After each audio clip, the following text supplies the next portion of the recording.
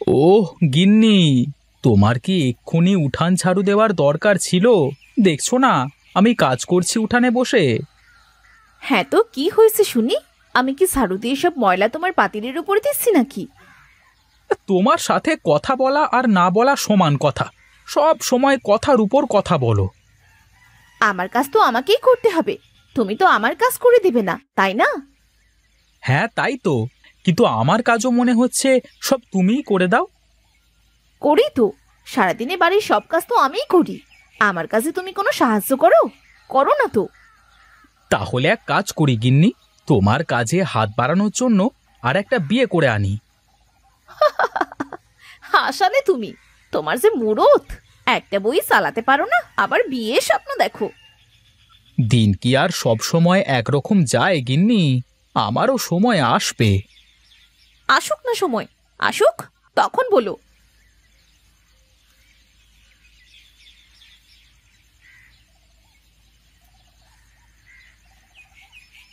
এই রাখবেন নাকি মাটির হাঁড়ি পাতিল? আমার কাছে পাবেন মাটির হাঁড়ি, তাওয়া, কলসি, মুচি। কিরে বিনয়, কি খবর তোর? আর খবর দাদা, উমর মানুষ, মাটি বিক্রি করে খাই। কি বলিস এসব? তোরা তো শিল্পী রে, কেমন করে হাতের কাজ করে কত সুন্দর সুন্দর জিনিস বানাস। এ করে যে পেট চলতে চায় না দাদা, সংসারের খরচ চালাতে গিয়ে নাকানি চোবানি খেতে হয়। কি করব বল, সবারই তো একই সমস্যা রে। তুই এক কাজ কর দেখি, আমাকে একটা রুটি বানানো তাওয়াতে দেখি। তোর বৌদি নতুন তাওয়া না হলে রুটি বানিয়ে দেবে না। হ্যাঁ বেশ বেশ, এই নাও দাদা তোমার তাওয়া। কয় টাকা দিতে হবে রে তোকে? বেশি না দাদা, 5 টাকা দিলেই হবে। আমি তাহলে চলি রে বিনয়, অন্য সময় কথা হবে।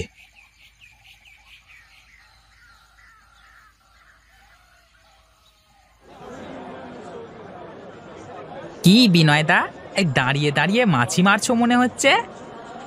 কি আর করব, তোর দোকান থেকে মাছিগুলো মিষ্টি খেয়ে এসে আমার এখানে এসে মরে। তা বেচা কেনার যা অবস্থা গো, তাতে করে ব্যবসা ছেড়ে ভিক্ষে করা লাগবে 2 দিন পর। তা মন্দ বলিসনি রে, কিন্তু আমাদের তো কেউ ভিক্ষাও দেবে না। কেন কেন ভিক্ষা দেবে না কেন? ভিক্ষা করতে গেলেই তো সবাই বলবে গায়ে জোর আছে, তারপরও ভিক্ষা করতে লজ্জা করে না। আরে ছাড়ো তো মানুষের কথা, মানুষ যা বলবার তা বলবেই। বেচা কেনা তো নেই, চল চা খেয়ে আসি। চল যাই, পয়সাকে দেবে শুনি। তোর বেচা কেনা হয়েছে তুই দিস, আমি আবার পরে খাওয়াবো। জানতাম তুই এমন একটা কথাই বলবি। নে চল চল, আমি দেব পয়সা, চল।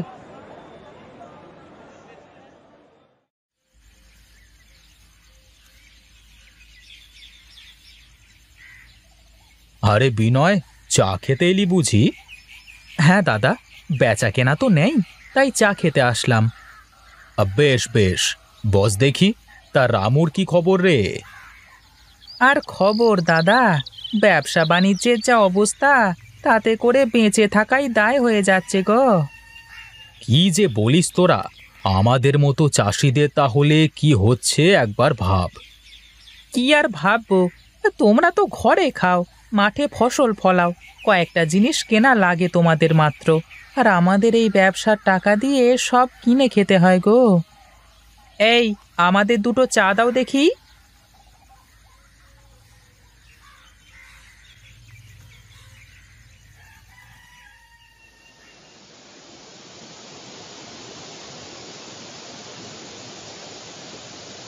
সব শেষ হয়ে গেল গো, এত কষ্ট করে সবগুলো পাতিল বানালাম, সর্বনাশী বর্ষার পানিতে সব শেষ হয়ে গেল। এখন কি করে সংসার চালাবে তুমি? এই সমাজ তো এইভাবেই বৃষ্টি বাদলা লেগেই থাকবে। কি আর করব গিন্নি, কিছু না কিছু তো একটা করতেই হবে। আমি বলি কি, তুমি এই কুমোরের কাজ ছেড়ে দিয়ে অন্য কোনো কাজ করো। কি যে বলো গিন্নি, এ যে আমাদের বংশ পরম্পরায় চলে আসা ব্যবসা, আমি কিভাবে এই ব্যবসা ছেড়ে দিই বলো তো? তুমি যদি এই ব্যবসা ছাড়তে না পারো, তাহলে আমি তোমাকে ছেড়ে চলে যাবো। এভাবে কষ্ট করে আমি আর চলতে পারবো না। এমন করে বলো না গিন্নি, তুমি চলে গেলে যে আমি বড্ড একা হয়ে যাব। তুমি ছাড়া যে এই পৃথিবীতে আমার আর কেউ নেই। এই মায়ায় বেঁধে রেখেছো বলেই তো যেতে পারি না, না হলে কবেই তোমাকে ছেড়ে চলে যেতাম। আচ্ছা গিন্নি, এই কাজ বাদ দিয়ে আমি কি কাজ করব একটু বলতে পারো? আমি বলি কি, তোমার এই কাজ বাদ দেয়া লাগবে না। তুমি 6 মাস এই কাজ করো, আর বর্ষার 6 মাস অন্য কাজ করো। এটা ঠিক বলেছ। তাহলে তো আমার অন্য কাজের ব্যবস্থাটা আগে করতে হবে। হ্যাঁ, খুঁজতে থাকো, একটা না একটা ব্যবস্থা অবশ্যই হবে। হ্যাঁ হ্যাঁ, চলো এখন ঘরে যাই। যা হবার তা তো হয়েই গেল।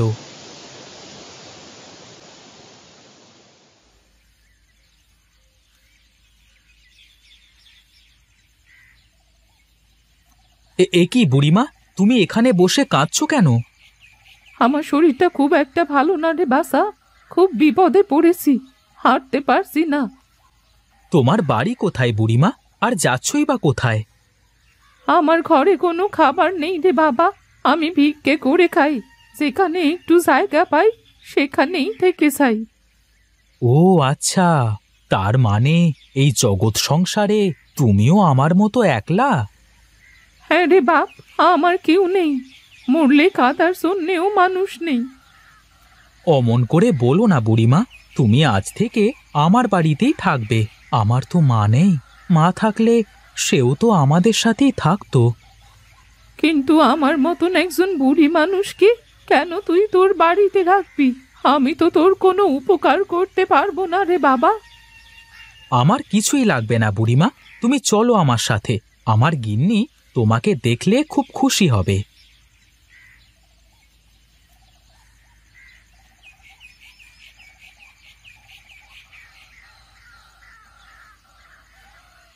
এ তুমি কাকে নিয়ে এসেছো?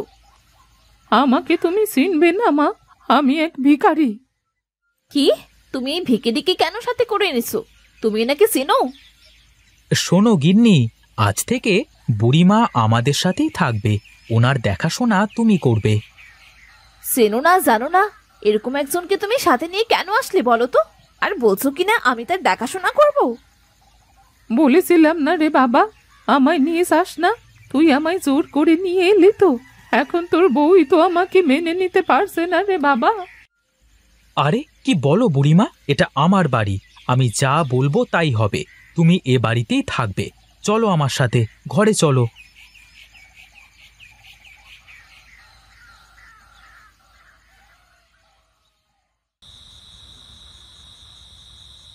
কি গো, আমার উপর রাগ করেছো তুমি? আমি তোমার কে যে তোমার ওপর রাগ করব? আহা, শোনোই না গিন্নি, দেখো আমাদের দুজনের কারোরই তো মা বাবা কেউ বেঁচে নেই। হ্যাঁ, তো কি হয়েছে? দেখো, আমার মা যদি বেঁচে থাকতো তাহলে তুমি তাকে আমাদের সাথে রাখতে না? হ্যাঁ, তা তো রাখতামই, কিন্তু ওই বুড়িটা তো তোমার মা না। আর তাছাড়া আমাদের সংসারই তো চলে না।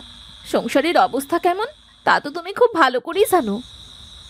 হ্যাঁ জানি যে আমাদের সংসারে এখন নুন আনতে পান্তা ফুরিয়ে যায়, কিন্তু ওই অসহায় বুড়ির কথা একবার ভাবো। কেউ নেই দুনিয়ায়, তারপরও কিভাবে ভেসে বেড়াচ্ছে। তুমি তো খুব দয়ালু মানুষ, তাই সব সময় মানুষের উপকার করো। তুমি বিপদে পড়লে তোমায় আর কেউ দেখবে না। দেখো গিন্নি, কারোর উপকার করে তার থেকে প্রতিদান আশা করা ঠিক না। আমি তাই কারোর কাছে কিছু আশা করি না।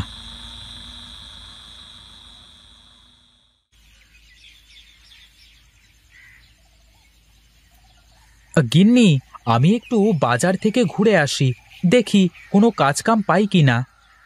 ঠিক আছে, যাও, তবে সাবধানে যেও আর তাড়াতাড়ি ফিরে এসো। আমি রান্না চড়াচ্ছি, এসে গরম গরম খাবে। ঠিক আছে গিন্নি, আমি তাহলে চলি। কি গো বৌমা, তোমার কি মন খারাপ? না বুড়িমা, কালকে আপনাকে অনেক কথা বলে ফেলেছি, দয়া করে আমায় মাফ করে দেবেন। যা পাগলি, মেয়ে কখনো মায়ের কাছে মাফ চায় নাকি? আর আমি তো কিছু মনে করিনি, আমি তো তোর মায়েরই মতো নাকি? সত্যি বুড়িমা, তুমি অনেক ভালো মানুষ গো। শোন মা, তোকে একটা জিনিস দেব, কিন্তু কথা দে এটা বিনয়কে জানাতে পারবি নে। ঠিক আছে বুড়িমা, বলেন তো দেখি। এই নে, এখানে কতগুলো লাউয়ের বীজ আছে।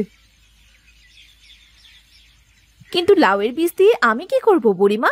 আমাদের তো কোনো জমি নেই। শোন মা, এই লাউয়ের বীজ দেশে বীজ না, এই বীজে 12 মাসে লাউ ধরে।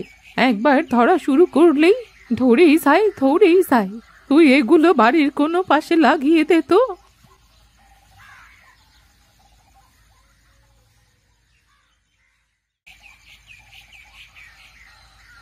শোন মা, দুদিনে এই গাছ অনেক বড় হয়ে যাবে।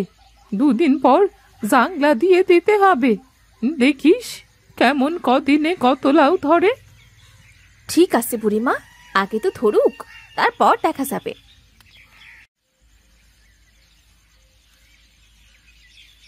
কই গো গিন্নি, কোথায় গেলে তুমি? হ্যাঁ গো, এই তো আমি ঘরের মধ্যে। ও, তুমি ঘরে? আচ্ছা, খাবার বারো তুমি, খুব খিদে পেয়েছে। আমি হাত মুখ ধুয়ে আসছি।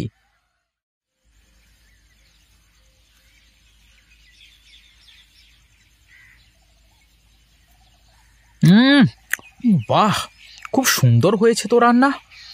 তা বুড়িমাকে খেতে দিয়েছো তো? খেয়ে পুকুরের ধারে একটু হাঁটতে গেছে। সারাদিন আমার সাথে কত গল্প করে, খুব ভালো মানুষ গো। হ্যাঁ গো গিন্নি, সেই জন্যই তো সাথে করে এনে বাড়িতে রাখলাম। বলছি, আমাদের যে পুকুর পাড়টা আছে না, আমি সেখানে কয়টা লাউ গাছ লাগিয়েছিলাম, অনেক বড় হয়ে গেছে গো।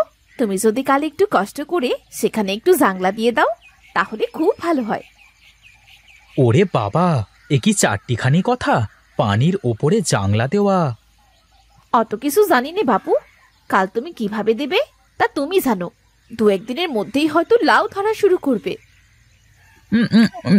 ঠিক আছে, তোমার কথাই হবে গিন্নি। এ কি গিন্নি, পুরো জাংলায় শুধু লাউ আর লাউ! মনে হচ্ছে লাউয়ের বৃষ্টি হয়েছে।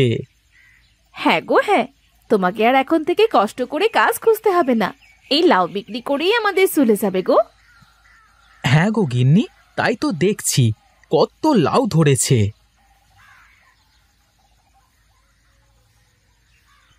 এ কি বুড়িমা, তুমি এখানে চলে আসলে? শোন বাবা, এই গাছে 12 মাস লাউ ধরবে। একটা বোট থেকে একটা লাউ কাটলে পরদিন আবার সেখানে লাউ ধরবে। তার মানে লাউ কাটবার সাথে সাথে সেখান থেকে আবার লাউ ধরা শুরু করবে? হ্যাঁ রে বাবা, এখন থেকে তোকে আর কাজ করা লাগবে না রে বাবা। এই লাউ বিক্রি করেই তোর সংসার চলে যাবে। আরে সবকিছুই করেছে বুড়িমা, লাউয়ের বীজ বুড়িমাই আমায় দিয়েছে। তাই নাকি বুড়িমা? রূপা কি সত্যি বলছে? হ্যাঁ রে বাবা, সেদিন রাতে আমি তোদের অভাবের কথা শুনে খুব কষ্ট পেয়েছি, তাই তো তোকে না বলে বৌমাকে এই লাউয়ের বীজের চারাগুলো এখানে লাগিয়ে দিতে বলেছি, যাতে করে তুই একেবারে এই লাউগুলো বিক্রি করে সংসার চালাতে পারিস রে বাবা। তুমি আমার জন্য যা করলে বুড়িমা, আমি যে কি বলে তোমাকে ধন্যবাদ জানাবো। মাকে কেউ ধন্যবাদ জানায় কখনো? সত্যি কথাই বলেছো বুড়িমা।